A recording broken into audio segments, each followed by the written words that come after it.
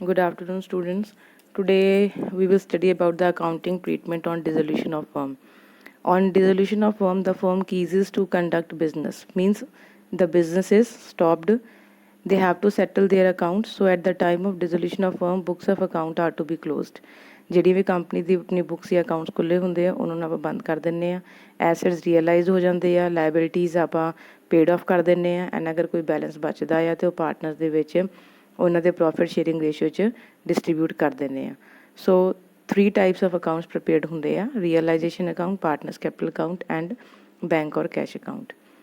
Now it is a nominal account. ਇਸ point ਨੂੰ ਤੁਸੀਂ ਪਲੀਜ਼ ਨੋਟ ਡਾਊਨ ਕਰ ਲਓ ਬਿਕੋਜ਼ ਆਬਜੈਕਟਿਵ ਕੁਐਸਚਨਸ 'ਚ ਪੁੱਛਿਆ ਜਾ ਸਕਦਾ ਆ ਕਿ ਰੀਅਲਾਈਜੇਸ਼ਨ ਅਕਾਊਂਟ ਜਿਹੜਾ ਕਿਸ ਟਾਈਪ ਦਾ ਅਕਾਊਂਟ ਹੈ। So it is nominal account and it is prepared at the time of dissolution of the firm. Why it is prepared? It is prepared to close the account of asset and liabilities and to find out the profit or loss on realization of asset and repayment of liability। कि क्यों बनाया जाता है अपने assets ते liabilities का account close करने ਲਈ एंड प्लस साडी कंपनी ਨੂੰ ਕਿੰਨਾ प्रॉफिट ते या फिर लॉस होया है रियलाइजेशन ऑफ एसेट्स ते एंड ਆਪਾਂ ਕਿੰਨੀ रीपेमेंट ऑफ लाइबिलिटीज़ कीतियां। सो प्रॉफिट या लॉस फाइंड आउट करने लिए बनाया जाता है। फिर सारे एसेट ਜਿਹੜੇ ਆ ਸਿਰਫ ਇੱਕ ਕੈਸ਼ ਤੇ ਬੈਂਕ ਐਂਡ ਫਿਕਸੀਸ਼ੀਅਸ ਐਸੈਟ ਨੂੰ ਛੱਡ ਕੇ ਇਹ ਸਾਰੇ ਟ੍ਰਾਂਸਫਰ ਕੀਤੇ ਜਾਂਦੇ ਆ ਰੀਅਲਾਈਜੇਸ਼ਨ ਅਕਾਊਂਟ ਦੇ ਡੈਬਿਟ ਸਾਈਡ ਐਂਡ ਆਲ ਦੇ ਐਕਸਟਰਨਲ ਲਾਇਬਿਲਿਟੀਜ਼ ਸਿਮਿਲਰਲੀ ਜਿਹੜੀ ਲਾਇਬਿਲਿਟੀਜ਼ ਨੇ ਉਹ ਸਾਰੀਆਂ ਕਲੋਜ਼ ਕੀਤੀ ਜਾਂਦੀਆਂ ਆ ਕ੍ਰੈਡਿਟ ਸਾਈਡ ਤੇ ਟ੍ਰਾਂਸਫਰ ਕਰਕੇ। ਜਦੋਂ ਆਪਾਂ ਇਹਦਾ ਅਕਾਊਂਟਿੰਗ ਫਾਰਮ ਕਰਾਂਗੇ ਤੁਹਾਨੂੰ ਇਹ ਬਹੁਤ ਹੀ ਜ਼ਿਆਦਾ ਵਧੀਆ ਤਰੀਕੇ ਨਾਲ ਕਲੀਅਰ ਹੋ ਜਾਏਗਾ ਕਿ ਕਿੱਦਾਂ ਆਪਾਂ ਐਸੈਟਸ ਤੇ ਲਾਇਬਿਲਿਟੀ ਟ੍ਰਾਂਸਫਰ ਕਰਦੇ ਆ। ਸੋ ਫਸਟ ਆਫ ਆਲ ਜਿਹੜਾ ਇਹਦੇ ਵਿੱਚ ਮੇਨ ਐਂਟਰੀਜ਼ ਨੇ ਜਿਹੜੀ ਕਿ ਬਹੁਤ ਇੰਪੋਰਟੈਂਟ ਨੇ ਕਿਉਂਕਿ ਰੀਅਲਾਈਜੇਸ਼ਨ ਅਕਾਊਂਟ ਦੇ ਐਂਟਰੀਜ਼ ਵੀ ਕਾਫੀ ਹੁੰਦੀਆਂ ਆ। ਸੋ ਅੱਜ ਦੇ ਲੈਕਚਰ ਦੇ ਵਿੱਚ ਤੁਸੀਂ ਸਾਰੀ ਐਂਟਰੀਜ਼ ਜਿਹੜੀਆਂ ਵੀ ਰਿਵਾਈਜ਼ ਕਰੋਗੇ ਪਲੱਸ ਇਹਨਾਂ ਨੂੰ ਨੋਟ ਡਾਊਨ ਕਰੋਗੇ ਆਪਣੇ ਰਜਿਸਟਰ 'ਤੇ ਐਂਡ ਫਿਰ ਨੈਕਸਟ ਲੈਕਚਰ ਤੋਂ ਆਪਾਂ ਕੁਐਸਚਨਸ ਇਹਨਾਂ ਦੇ ਰਿਲੇਟਡ ਸਟਾਰਟ ਕਰਾਂਗੇ। ਹੁਣ ਫਸਟ ਐਂਟਰੀ ਹੈ ਟੂ ਕਲੋਜ਼ ਦਾ ਐਸੈਟ। ਅਗਰ ਤੁਸੀਂ ਐਸੈਟ ਅਕਾਊਂਟ ਕਲੋਜ਼ ਕਰਨਾ ਆ ਤਾਂ ਉਹਦੀ ਐਂਟਰੀ ਕੀ ਹੋਏਗੀ? Realisation account debit to asset account. ਆਪਾਂ ਇੱਕ ਇੱਕ ਐਸੈਟ ਕਰਕੇ ਸਾਰਿਆਂ ਦਾ ਨੇਮ ਲਿਖਣਾ ਜਿੱਦਾਂ ਕਿ ਡੈਟਰਸ ਨੇ ਤੇ realisation account debit to debtors account, stock ਆ ਤੇ realisation account debit to stock account. Next is ਅਗਰ ਲਾਇਬਿਲਿਟੀ ਦਾ ਅਕਾਊਂਟ ਕਲੋਜ਼ ਕਰਨਾ ਆ ਤੇ ਇਹ ਕ੍ਰੈਡਿਟ ਸਾਈਡ ਤੇ ਟ੍ਰਾਂਸਫਰ ਹੁੰਦਾ ਹੈ ਰੀਅਲਾਈਜੇਸ਼ਨ ਅਕਾਊਂਟ ਦੇ ਤੇ ਇਹਦੀ ਐਂਟਰੀ ਹੋ ਜਾਏਗੀ external liabilities account debit to realisation account. ਹੁਣ ਇਹਦੇ ਦੇਖੋ ਐਗਜ਼ਾਮਪਲਸ ਵੀ ਦਿੱਤੇ ਆ ਕਿਹੜੀਆਂ ਐਕਸਟਰਨਲ ਲਾਇਬਿਲਿਟੀਜ਼ ਹੁੰਦੀਆਂ ਜਿੱਦਾਂ ਕ੍ਰੈਡੀਟਰ ਹੋ ਗਿਆ, ਬਿੱਲ ਪੇਬਲ ਹੋ ਗਿਆ, ਬੈਂਕ ਓਵਰਡਰਾਫਟ ਹੋ ਗਿਆ, ਪਾਰਟਨਰਸ ਵਾਈਫ ਲੋਨ। ਪਾਰਟਨਰ ਦਾ ਲੋਨ ਨਹੀਂ, ਪਾਰਟਨਰ ਦੇ ਸਪਾਊਸ ਦਾ ਲੋਨ ਹੈ ਤੇ ਉਹ ਆਪਾਂ ਟ੍ਰਾਂਸਫਰ ਕਰਦੇ ਹਾਂ। ਨੈਕਸਟ ਅਗਰ ਕੋਈ ਪ੍ਰੋਵੀਜ਼ਨ ਆ ਕਿਸੇ ਵੀ ਐਸੈਟ ਦੇ ਅਗੇਂਸਟ ਤੇ ਉਹਦੀ ਐਂਟਰੀਜ਼ ਵੀ ਇਹੀ ਹੋਣਗੀਆਂ ਜਿੱਦਾਂ ਪ੍ਰੋਵੀਜ਼ਨ ਫॉर ਡਾਊਟਫੁਲ ਡੈਪਟ ਹੋ ਗਿਆ, ਠੀਕ ਆ, ਜਾਂ ਫਿਰ ਪ੍ਰੋਵੀਜ਼ਨ ਫॉर ਡੈਪਰੀਸੀਏਸ਼ਨ ਹੋ ਗਿਆ, ਇਨਵੈਸਟਮੈਂਟ ਫਲਕਚੁਏਸ਼ਨ ਫੰਡ ਹੋ ਗਿਆ ਤੇ ਇਹਨਾਂ ਦੀ ਐਂਟਰੀਜ਼ ਵੀ ਇੱਦਾਂ ਹੀ ਹੋਣੀਆਂ। ਤੁਸੀਂ ਉਸ ਪ੍ਰੋਵੀਜ਼ਨ ਨੂੰ ਡੈਬਿਟ ਕਰ ਦੇਣਾ ਆ, ਰੀਅਲਾਈਜੇਸ਼ਨ ਅਕਾਊਂਟ ਨੂੰ ਕ੍ਰੈਡਿਟ ਕਰ ਦੇਣਾ ਆ। ਨੈਕਸਟ ਇਜ਼ ਅਗਰ ਕੋਈ ਪ੍ਰੋਵੀਜ਼ਨ ਲਾਇਬਿਲਿਟੀਜ਼ ਦੇ ਅਗੇਂਸਟ ਆ ਤੇ realisation account debit to provision for discount on creditor account. Next when assets are sold. ਅਗਰ ਐਸਿਡਸ ਨੂੰ ਆਪਾਂ ਵੇਚ ਦਿੰਦੇ ਹਾਂ ਸਾਡੇ ਕੋਲ ਪੈਸਾ ਆਉਂਦਾ ਆ ਦੈਨ ਉਹਦੀ ਐਂਟਰੀ ਕੀ ਹੋਏਗੀ? ਕੈਸ਼ ਔਰ bank to realisation account. This is very important ਕਿਉਂਕਿ ਕੋਈ ਵੀ ਤੁਸੀਂ ਐਸਿਡ ਵੇਚ ਰਹੇ ਹੋ ਤਾਂ ਕੈਸ਼ ਆ ਰਿਹਾ ਇਸ ਕਰਕੇ ਕੈਸ਼ ਅਕਾਊਂਟ ਵਿੱਚ ਉਹਨੂੰ ਸ਼ੋ ਕਰੋਗੇ। Cash account debit to realisation account. Next when the closed assets are taken over by a partner. ਅਗਰ ਕੋਈ ਪਾਰਟਨਰ ਉਸ ਐਸਿਡਸ ਨੂੰ ਟੇਕ ਓਵਰ ਕਰ ਲੈਂਦਾ ਆ ਦੈਨ ਜਿਹੜਾ ਵੀ ਪਾਰਟਨਰ ਟੇਕ ਓਵਰ ਕਰੇਗਾ ਉਹਦਾ ਨਾਮ ਆਏਗਾ particular partner capital account debit to realisation account. When close liabilities paid off. ਅਗਰ ਲਾਇਬਿਲਿਟੀਜ਼ ਪੇਡ ਆਫ ਕਰ ਰਹੇ ਹੋ ਤੁਸੀਂ then realisation account debit to cash account.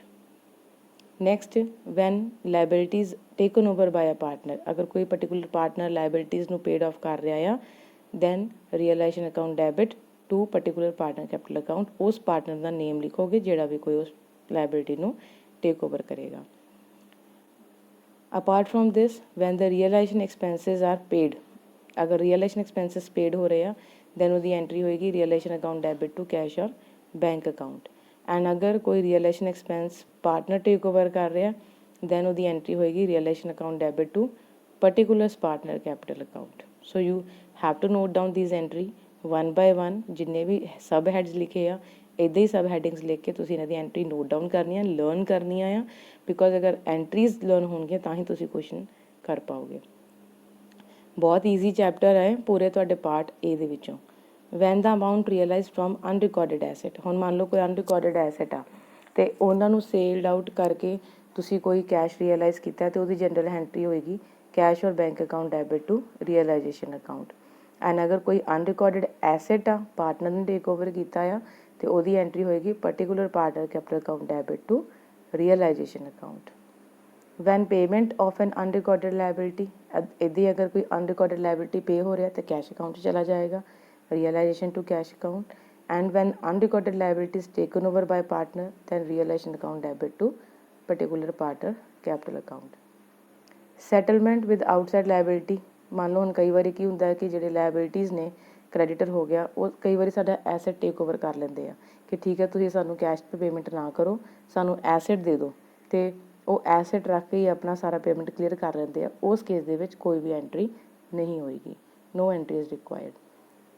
For closing ਦਾ ਰੀਅਲਾਈਜੇਸ਼ਨ ਅਕਾਊਂਟ, ਹੁਣ ਅਗਰ ਪ੍ਰੋਫਿਟ ਆਇਆ ਆ ਜਿੱਦਾਂ ਆਪਾਂ ਰੀਵੈਲੂਏਸ਼ਨ 'ਚ ਕਰਦੇ ਹਾਂ, ਟੂ ਸਾਈਡ ਪ੍ਰੋਫਿਟ ਆਏਗਾ, ਬਾਈ ਸਾਈਡ ਲਾਸ ਆਏਗਾ।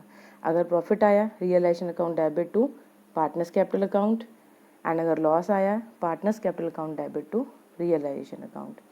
ਪੇਮੈਂਟ ਆਫ ਪਾਰਟਨਰਸ ਲੋਨ, ਅਗਰ ਕਿਸੇ ਪਾਰਟਨਰ ਦਾ ਲੋਨ ਆ ਉਹਦੀ ਪੇਮੈਂਟ ਕਰਨੀ ਆ ਦੈਨ ਐਂਟਰੀ ਹੋਏਗੀ partners loan account debit to cash account.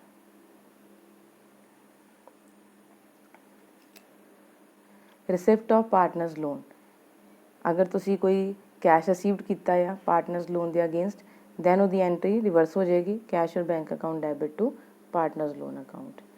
For closing of current account, ਅਗਰ ਪਾਰਟਨਰ ਦਾ ਕਰੰਟ ਅਕਾਊਂਟ ਆ ਦੈਨ ਐਂਟਰੀ ਹੋਏਗੀ partners current account debit to partners capital account. ਅਗਰ ਡੈਬਿਟ ਬੈਲੈਂਸ ਆ ਰਿਹਾ ਤਾਂ partners capital account debit to partners current account. And similarly capital account ਜਦੋਂ close ਹੋਏਗਾ partners capital account debit to cash ਔਰ bank account.